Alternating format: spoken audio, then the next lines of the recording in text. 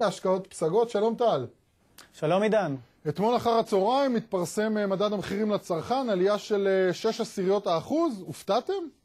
כן, מעט הופתענו, אנחנו ציפינו למדד של 0.9. הופתעתם לטובה, צריך להגיד, לא?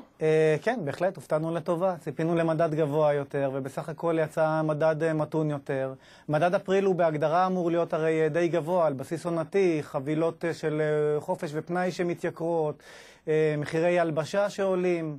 אצלנו כמובן בתקופה האחרונה משפיעים גם מחירי המדד, אבל בסך הכל מחירי הדיור שעולים כל הזמן, אבל בסך הכל אם ככה מדד רגוע, זה יקל על סטנלי פישר את החיים? הוא לא יצטרך לעלות ריבית בסוף החודש או שזה לא בטוח? תראה, אני חושב שזה יעט את קצב העלאת הריבית. לגבי החודש הקרוב, אני לא בטוח שזה באמת ה-0.2 האלה, זה מה שיעצור את העלאות הריבית. בסך הכל אנחנו נמצאים בסביבת מחירים די גבוהה. איך שלא מסתכלים על זה בשנה החולפת, אז המחירים עלו בקצב של כמעט 4%. שזה יותר מהיעד שקבעה הממשלה, זה בעצם לא משאיר לו הרבה ברירות לפישר.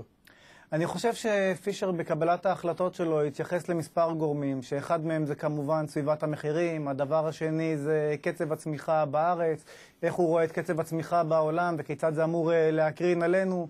בהקשר הזה יש לנו חדשות טובות. בסך הכל הלמ"ס היום פרסמה את אומדן הצמיחה על הרבעון הראשון, והוא עומד על קצב של 4.7, כשמסתכלים על התוצר העסקי הזה, הוא עומד על 5.8.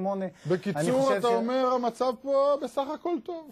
כן, הסביבה בהחלט חיובית, ומהצד הזה אני חושב שהוא בהחלט יכול להמשיך להעלות את הריבית. אז בחדשות האופטימיות האלה, שאצלנו המצב לפחות טוב, אנחנו נסיים. תודה רבה, טל.